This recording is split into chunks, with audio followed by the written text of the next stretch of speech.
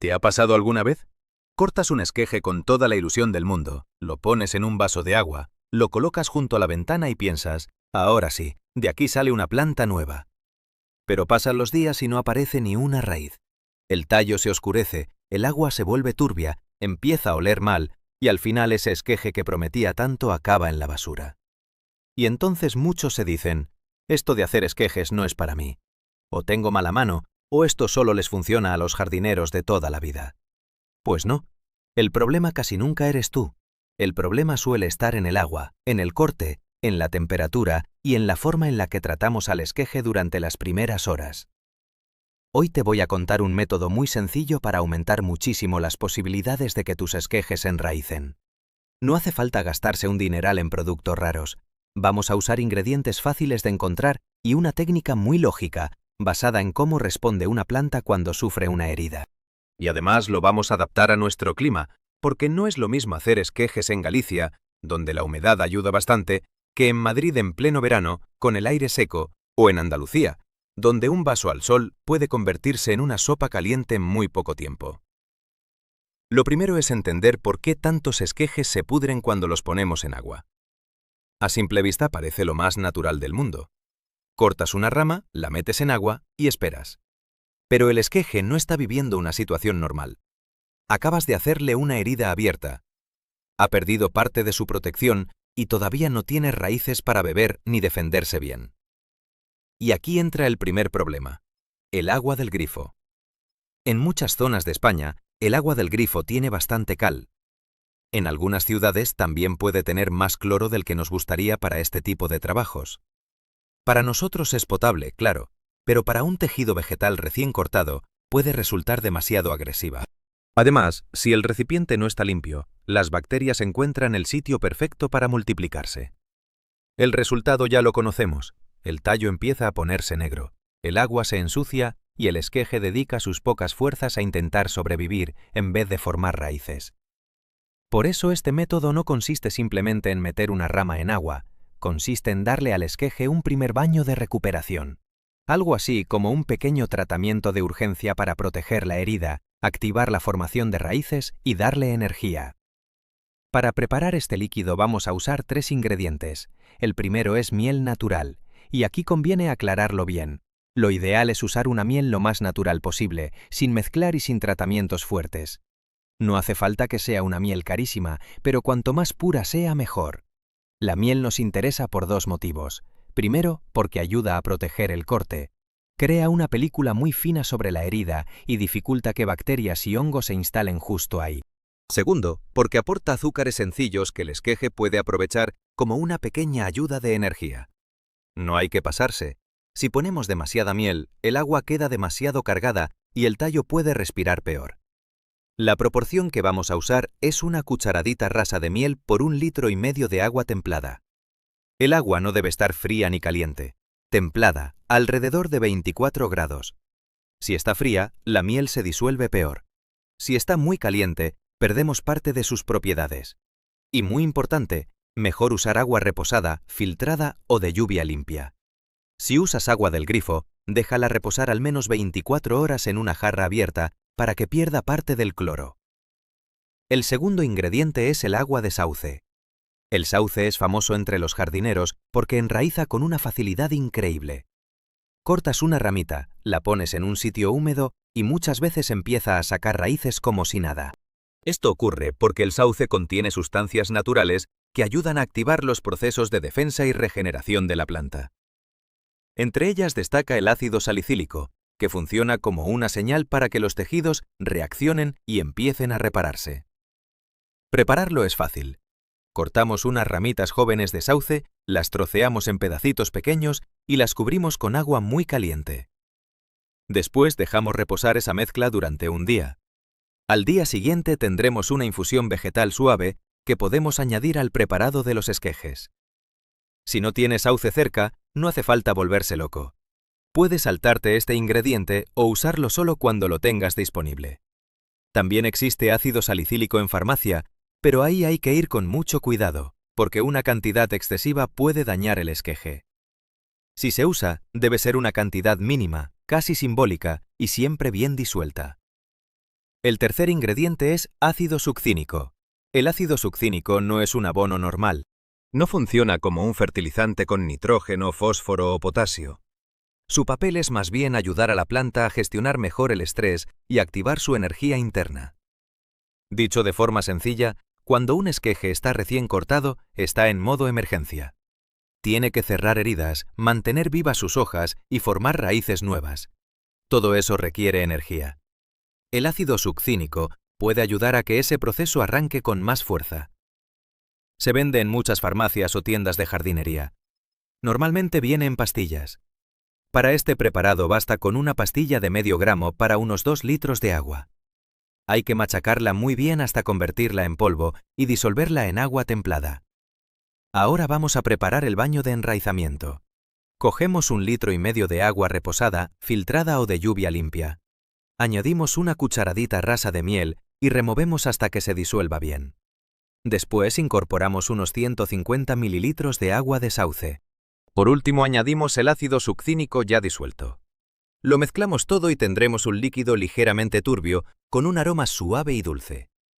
No hace falta que quede bonito. Lo importante es que esté bien mezclado. Pero el líquido es solo la mitad del trabajo. La otra mitad está en preparar bien el esqueje.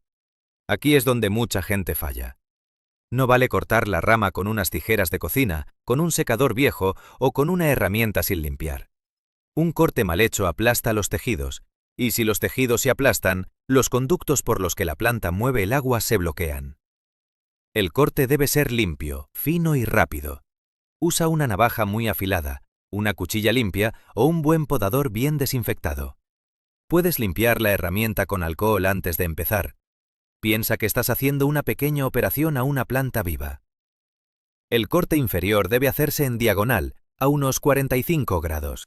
Así aumentamos la superficie de contacto y dejamos más zona preparada para absorber agua y formar raíces. Y ahora viene un detalle muy importante.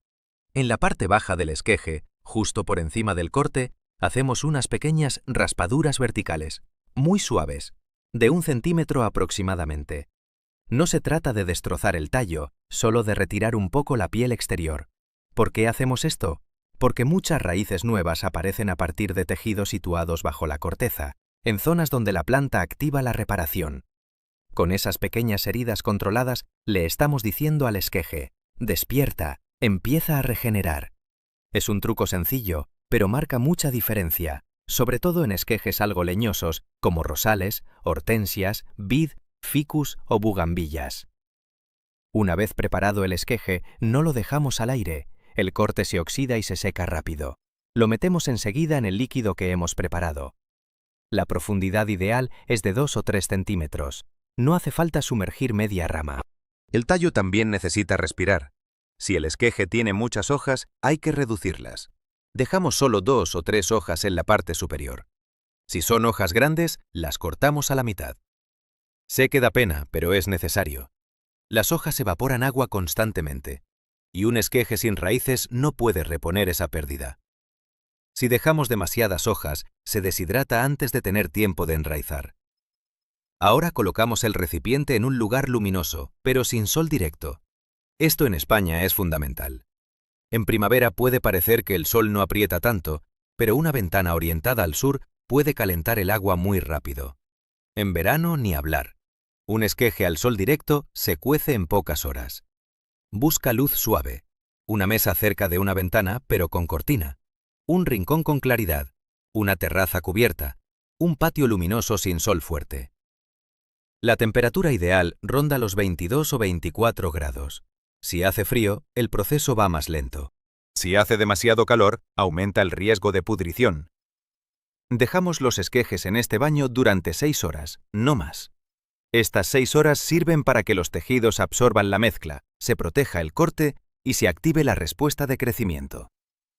Pero si los dejamos demasiado tiempo en una mezcla rica, podemos conseguir el efecto contrario. El agua se carga, el tallo se agobia y empiezan los problemas. Pasadas las 6 horas, sacamos los esquejes y los pasamos a agua limpia. Pero no cualquier agua. Lo ideal es usar agua hervida y ya enfriada, agua filtrada o agua de lluvia limpia. El recipiente debe estar muy limpio, Si puedes, lávalo antes con agua caliente. En esa agua podemos poner un trocito de carbón activado. El carbón ayuda a mantener el agua más limpia, absorbe impurezas y reduce malos olores. También se puede añadir 1 o 2 gotas de agua oxigenada de farmacia en un vaso de agua. El agua oxigenada se descompone liberando oxígeno y ayuda a frenar algunas bacterias. Pero aquí otra vez no hay que pasarse. 1 o 2 gotas bastan. Ahora empieza la parte del microclima. Un esqueje sin raíces pierde agua por las hojas.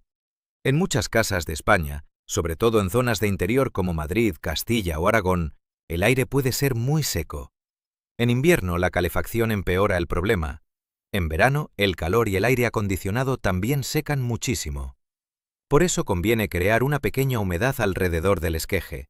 Podemos cubrirlo con una botella de plástico transparente cortada, con una bolsa transparente sin que toque las hojas, con un tarro grande o con una caja de propagación. La idea es crear una mini invernadero. Dentro la humedad sube y las hojas dejan de perder tanta agua. Así el esqueje puede concentrarse en hacer raíces, pero ojo, un mini invernadero cerrado también puede convertirse en una fiesta para los hongos si no lo ventilamos. Cada día hay que abrirlo durante 10 o 15 minutos, que entre aire nuevo. Aprovecha ese momento para mirar el agua, comprobar que no huela mal y pulverizar ligeramente las hojas con agua templada si las ves decaídas. Si te ha sobrado un poco del preparado con miel, puedes diluirlo mucho, aproximadamente 1 parte de preparado en 10 partes de agua, y usarlo de vez en cuando como pulverización suave. Pero no lo hagas todos los días. Con una vez al principio es suficiente. Hay otro detalle que ayuda mucho. La base debe estar algo más cálida que la parte aérea. Las raíces se forman mejor cuando la zona inferior del esqueje tiene una temperatura agradable. Por eso en invierno funciona muy bien colocar los recipientes sobre una estantería templada o usar una manta térmica para semilleros. La temperatura en la zona de raíces puede estar alrededor de 24 o 25 grados, pero cuidado con pasarse. Si el agua se calienta demasiado, se queda sin oxígeno y el esqueje se pudre. En verano, especialmente en el sur, en Levante o en terrazas muy expuestas, muchas veces el problema no es falta de calor, sino exceso. En esos casos conviene trabajar a primera hora de la mañana, mantener los esquejes en sombra luminosa y evitar días de calor extremo. Y ahora viene lo más difícil para cualquier aficionado a las plantas: no tocar. No saques el esqueje cada 2 horas para ver si ya tiene raíces. No lo muevas continuamente, no cambies todo de sitio cada día. Las primeras células que forman las raíces son muy delicadas. Cada movimiento brusco puede dañarlas.